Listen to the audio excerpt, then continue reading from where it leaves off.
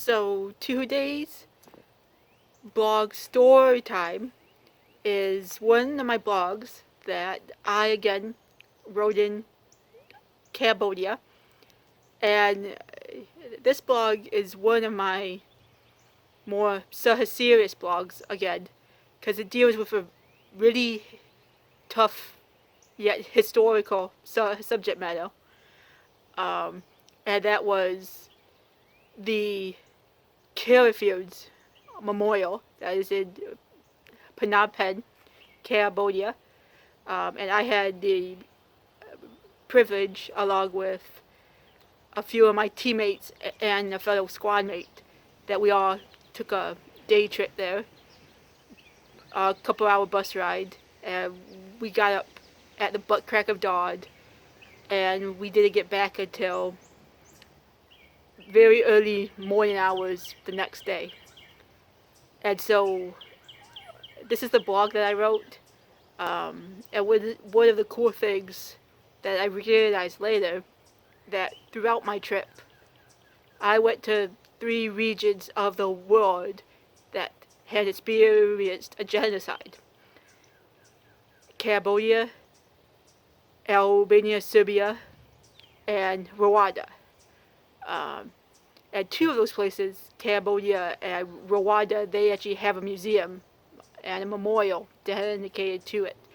But in Albania, Serbia, I didn't really see any type of museum or a memorial commemorate that.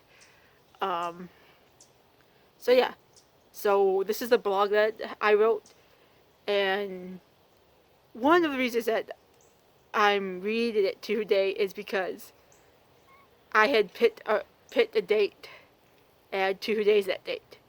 So I read it, and hopefully you will enjoy it, and then I will share my favorite comment on this blog that one of my squad mates wrote me. So here we go. So the blog is entitled "The Carrifields." United States, May 21st, 2087. You are sitting at home, relaxing, just watching TV after a long day of work or school, when you hear a knock at the door. And, without thinking much about it, you get up and answer it.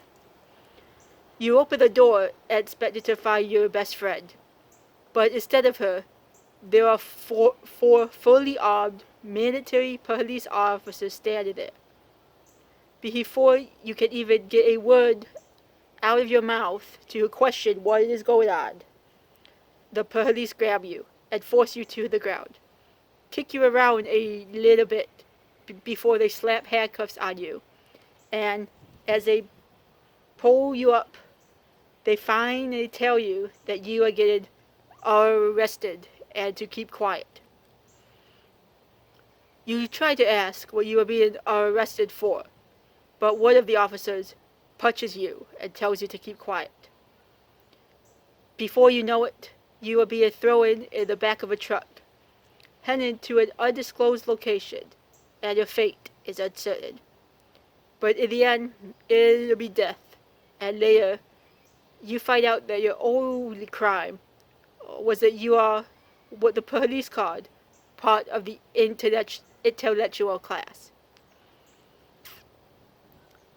In today's mindset, you may be thinking, wow, there is no way that could ever happen, especially in the USA, as there is no way one could be arrested for simply having a good job or being a student. But in reality, the scenario mentioned above really did happen in human history. Only the country was Cambodia, and the years were 1975 to 1979. And the reign of terror of the Khmer Rouge, led by the leader Pol Pot. In power, the Khmer Rouge carried out a radical program that included isolated the country from all foreign influences, closed its schools, hospitals, and some factories, abolished banking, finance, and currency, and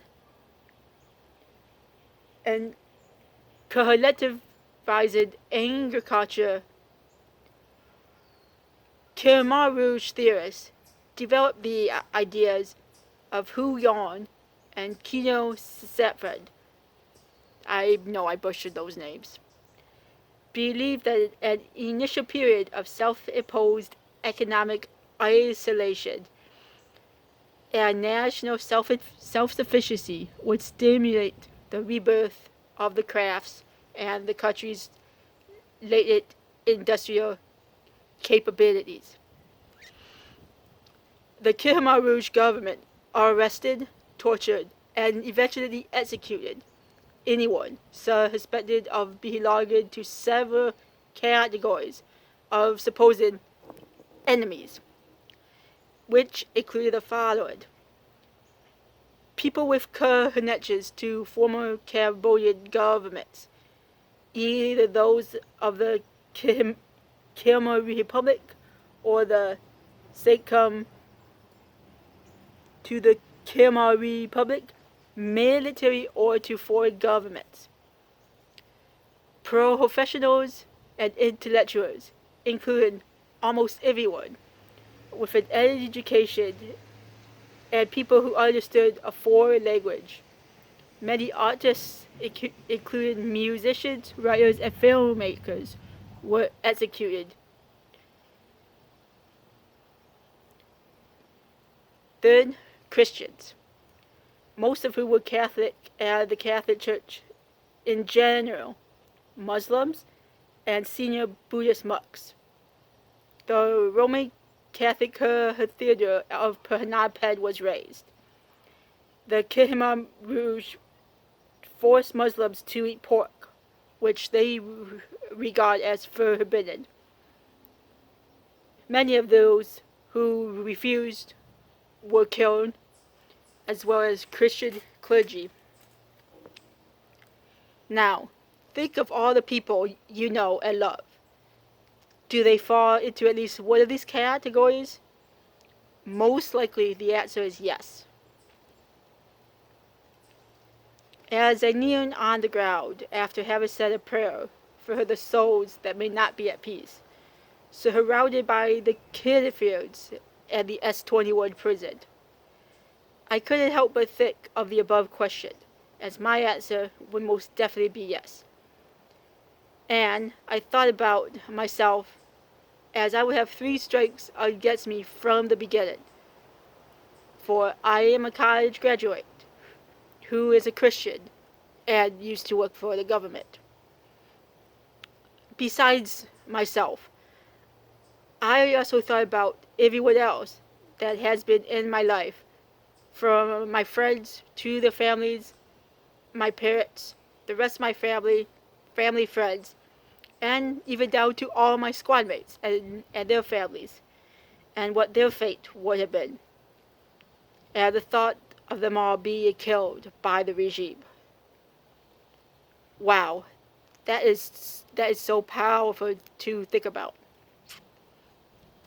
The Cambodia Genocide Museum was such an emotional visit for me, and most likely will be one of the hardest places that I will have ever visited. And I have visited some pretty intense historical locations in my life so far.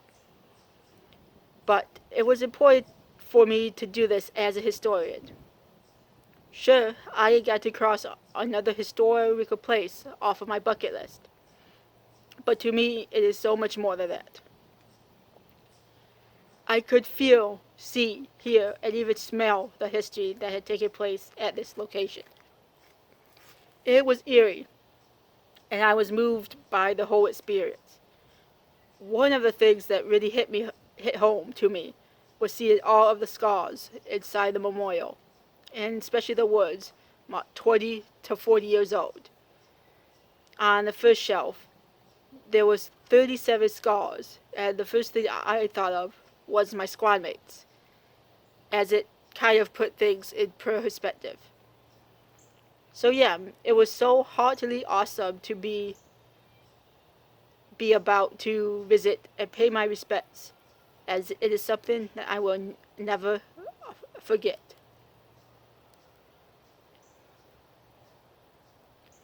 So yeah, that's the blog that I wrote about it. Um, and now I read you a comment from one of my squad mates that she uh, posted.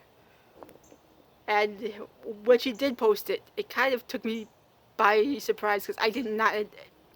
I kind of didn't expect her to read it. Um, let, um, let alone comment on it. So, here we go. Here's a comment. Okay, Bod Bod, my nickname that she called me along with the rest of the squad, pretty much. A few things. One, why am I getting kidnapped and beaten on my birthday? Two, this is such a powerful blog. I love it. Three, so glad you got the chance to go and be a light on that field. Four, thanks for sharing. Um, so yeah, that was her comment. And I kind of found that hilarious that she wrote that. But yeah, so that is my blog about the Hidden Fields of Cambodia, my visit there, and one of my favorite memories from the Erase.